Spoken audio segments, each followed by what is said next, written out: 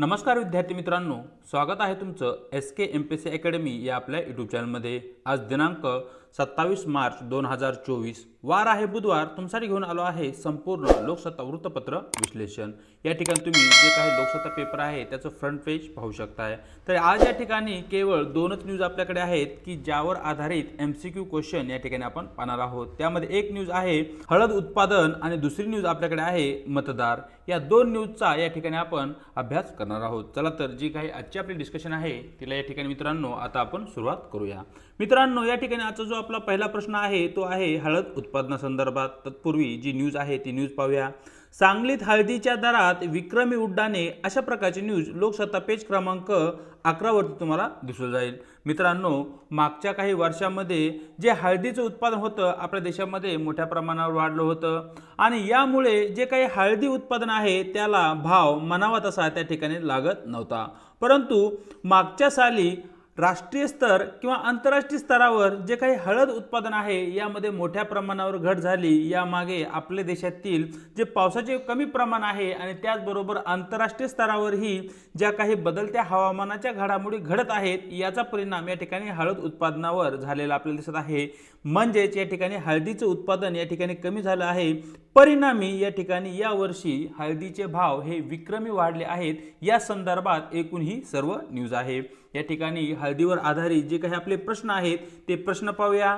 भारतातील खालीलपैकी कोणत्या राज्यात हळदीचे सर्वात जास्त उत्पादन घेतले जाते अशा प्रकारचा आपला या ठिकाणी प्रश्न आहे। ज्या ठिकाणी पर्याय ए आपल्या समोर आहे केरळ राज्य, बी तमिळनाडू राज्य, सी आपल्याकडे आहे आंध्र प्रदेश आणि शेवटी डी मित्रांनो आपल्याकडे आहे कर्नाटक राज्य। तर मित्रांनो तुम्हाला माहिती असलं पाहिजे की आपल्या देशातील आंध्र प्रदेश राज्य हे भारतामध्ये सर्वाधिक हळदीचे उत्पादन घेणारे राज्य आहे।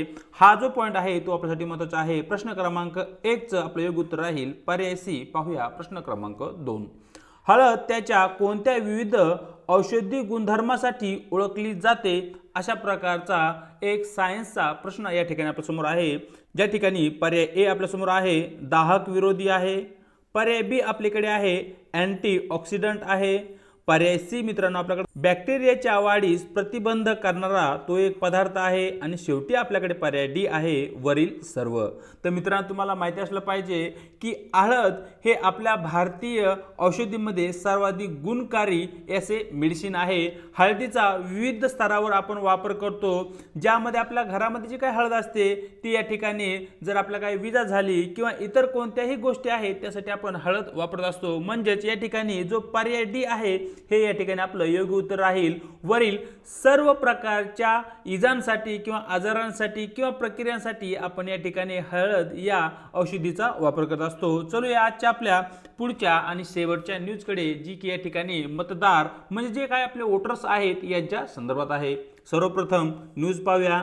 राज्यातील शहरी भागात राष्ट्रीय सरासरीपेक्षा कमी मतदान अशा प्रकारचा एक सर्वे अलीकडेच पब्लिश करण्यात आला आहे। म्हणजे जे काही आपलं राज्य आहे आपल्या राज्यामध्ये जो शहरी भाग आहे ज्यामध्ये मुंबई, पुणे, नाशिक, औरंगाबाद, नागपूर ही जी मोठी शहरे येतात त्या शहरामध्ये जे मतदान करणाऱ्या व्यक्तींचं प्रमाण आहे ते कमी झालं आहे, जे की राष्ट्रीय सरासरीच्याही कमी आहे अशा संदर्भात ती न्यूज आहे।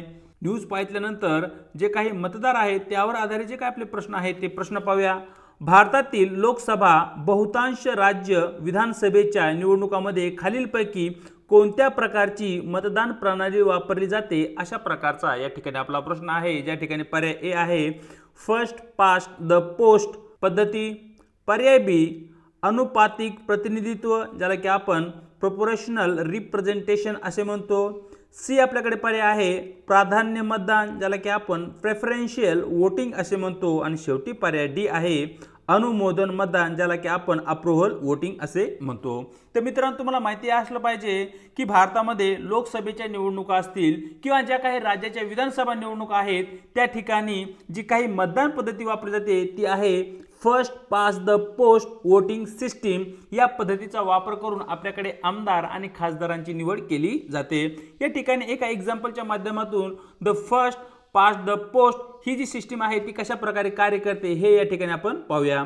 फॉर एक्झाम्पल एक पर्टिक्युलर मतदारसंघ घेऊया. या ठिकाणी आपण बीड हा मतदारसंघ घेऊया. बीड या मतदारसंघामधून एकूण 4 उमेदवार हे खासदारकी लोकसभेच्या निवडणुकीसाठी या ठिकाणी उभे राहिले आहेत, ज्यामध्ये पहिला उमेदवार आहे ए, दुसरा उमेदवार बी, तिसरा सी आणि शेवटी डी असे हे 4 उमेदवार आहेत. मग या ठिकाणी जो काही बीड मतदारसंघ आहे या बीड मतदारसंघामध्ये फॉर एक्झाम्पल एकूण 100 मतदार आहेत. 100 मतदारांची त्या ठिकाणी संख्या आहे. या ठिकाणी जर ए या व्यक्तीला या ठिकाणी 20 पडले, बी ला या ठिकाणी 30 पडले, सी ला 40 लोकांनी मतदान केलं आणि या ठिकाणी डी या व्यक्तीला केवळ 10 लोकांनी जर मतदान केलं तर अशा परिस्थितीमध्ये या 4 व्यक्तींमध्ये सर्वाधिक मतदान हे सी ला 40 व्यक्तींनी केले आहे. म्हणजे या ठिकाणी या मतदारसंघामध्ये सी ही व्यक्ती लोकसभेची उमेदवार म्हणून निवडण्यात आली आहे असं या ठिकाणी ग्राह्य धरलं जातं. आणि अशा प्रकारची जी काही पद्धती आहे तिलाच आपण first past the post voting system असं म्हणतो. पाहूया प्रश्न क्रमांक 4. मतदार यादीत कोणकोणत्या घटकाचा समावेश होतो अशा प्रकारचा आपला या ठिकाणी प्रश्न आहे. ज्या ठिकाणी पर्याय ए आहे निवडणूक लढवणाऱ्या उमेदवाराचे नाव, बी विशिष्ट मतदारसंघात मतदान करण्यास पात्र मतदारांची नावे, सी मतदान केंद्राची नावे, डी आपल्याकडे पर्याय आहे निवडणूक अधिकाऱ्यांची नावे. जी काही मतदार यादी आपल्याकडे असते मित्रांनो, त्या मतदार यादीमध्ये जो काही विशिष्ट मतदारसंघ आहे त्या मतदारसंघामध्ये मतदान करणारे कोणकोणते पात्र व्यक्ती आहेत त्या मतदारांची नावे त्या ठिकाणी असतात. म्हणजे प्रश्न क्रमांक 4चं आपलं योग्य उत्तर राहील पर्याय बी. तर अशा प्रकारे मित्रांनो दिनांक 27 मार्च 2024 जे काही आपलं वृत्तपत्र डिस्कशन आहे ते या ठिकाणी आपण पूर्ण केलं आहे. व्हिडिओ जर तुम्हाला आवडला असेल तर व्हिडिओला लाईक, शेअर आणि व्हिडिओवरती तुमच्या ज्या काही प्रतिक्रिया आहेत त्या व्यक्त करायला विसरू नका. त्याचबरोबर न विसरता या ठिकाणी जर आपल्या चॅनलवरती पहिल्यांदाच आला असाल तर चॅनलला सबस्क्राईब करायला विसरू नका. व्हिडिओच्या डिस्क्रिप्शन बॉक्समध्ये देण्यात आलेली आपल्या टेलिग्राम चॅनलची जी काही लिंक आहे त्या ठिकाणी तुम्हाला आपले टेलिग्राम चॅनल ही जॉईन करायचे आहे. त्याच्या माध्यमातून आपल्या प्रत्येक व्हिडिओच्या लिंक्स आणि त्याचबरोबर स्पर्धा परीक्षेसंदर्भात महत्त्वपूर्ण ज्या काही अपडेट आहेत त्या वेळोवेळी तुम्हाला त्या ठिकाणी भेटत राहतील. आज इथेच थांबत आहोत. भेटूया एका नवीन व्हिडिओसोबत.